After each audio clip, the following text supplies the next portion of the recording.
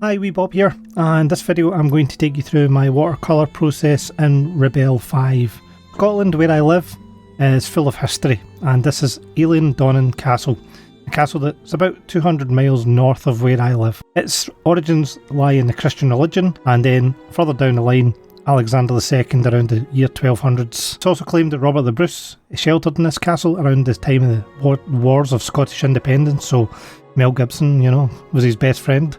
So let's look at my process and I'll just talk you through it. I start with a basic sketch and I'm using kind of sketching out the basic shapes. So you'll see squares, you'll see cubes, you'll see cones. I tried to think more in a 3D world because that will help you try to understand where the lines go. And in my first sketch here, I'm just trying to replicate this photograph that I found online. As you can see from my first sketch, I got the sizing wrong.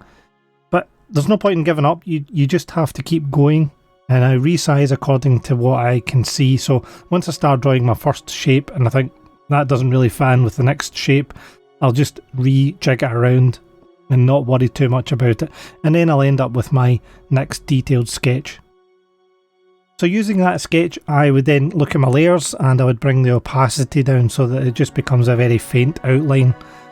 And I don't tend to use a lot of layers when I'm drawing. It doesn't really matter what the program that I'm using is, whether it be Sketchbook, Rebelle 5, Critter, for example. I tend to just work off of one layer and sometimes a few layers. So in this case I've got a sketch layer, I've got my second sketch layer, I'll then have a colour layer to do the colouring of the actual painting. I've got my colour palette on a different layer, and then on top of that I've got an inking layer that I use that'll be added a wee bit later in this video.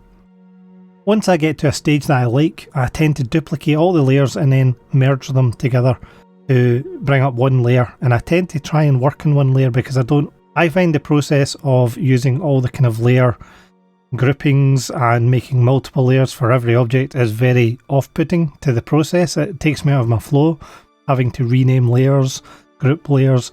For colouring this drawing, I decided to just sample from the image that I was using as my reference, and as I've shown in previous videos, you could take that image, drop it into the colour set feature and make your own palette from that automatically in Rebelle 5. I'll leave a link to that video at the end. If this video has been of use to you so far, please consider leaving a like. It really is appreciated and it makes my channel get more exposure. The colours in this picture are complementary, so we've got a warm brown colour, kind of yellowy colour, and the cooler blue for the sky. So they're actually almost opposite on the colour wheel. I'm looking at the big colour areas in terms of light and shadowing. So there's shadowing in the building from where the sun is hitting. My process shown here is a wee bit different from a traditional watercolour, and the reason for that is that in any digital art program we run into the difficulty of trying to mimic real life, and this includes Rebelle's water layer, which is a feature I love, and I've not found anything similar in any other programs. But the main issue with Rebelle, and perhaps something they will fix in later versions, is the inability to see the water as we are painting. So we can turn on the water layer and we can see where we're putting water, but unlike real life where you can see the water shining on the paper and kind of tell just from your eyes how much water is in that part of the canvas, it's difficult to see that with this water layer. It's so useful, it is really useful, but it doesn't feel like real life watercolour painting. With that limitation, I tend to approach the simulation a bit different, and I tend to lay down the colours with the drawing and the water simulation paused as per this button on the right hand side. So I would pause that, and it means that no watercolour kind of simulation of the water moving on the page will happen until I decide at a later point that that is what I'm going to work on. It is a good exercise to go away, get a blank piece of canvas in Rebelle 5 and then just start playing around with the visual settings as I've shown in this example. So when I'm using the water layer, I can lay down a base of water, and then I can use a different brush that brushes the water on, and a more textured brush. So in this case I've chosen the paper brush, and it adds a wee bit of texture to the drawing, almost a foresty type or a bushes type texture to the drawing. The visual settings menu really is where you're going to have to play around with the watercolour to get different types of effects. Back to getting on with the drawing, I have completed the hills in the background and I'm working on the sky. To do the sky I used the select tool just to stop me affecting the other parts of the painting. Therefore the selection it's almost like adding masking tape to your drawing.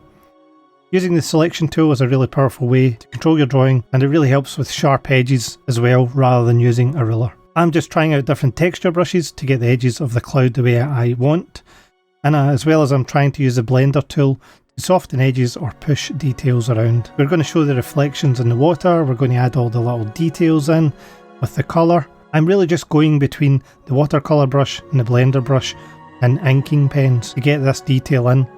Got all my main colours down, blending them together, blending where I'm trying to push the colour over to, similar to how you'd push paint around on a wet canvas that you've got watercolour added to. You can push the paint around at the time before it dries. To get the details of the windows and the brickwork and all the little texture details from the doorways, I'm just progressing through and adding these using mainly the inking pens, sometimes the watercolour, sometimes a blender, and I did use the pencil during this process as well. So I realised as I got to kind of near the end of the painting that the composition wasn't quite what I wanted. I wanted to see the rest of the hills in the background, and I was able to do this by increasing the size of the canvas, another great tool in digital art. You can do this from the edit menu and then you choose canvas size. And that's kind of it. That is my drawing process so far in Rebelle 5, the watercolour process that I follow. If you want a 10-minute tutorial in Rebelle and all the little buttons, please check out the video in the bottom left hand corner.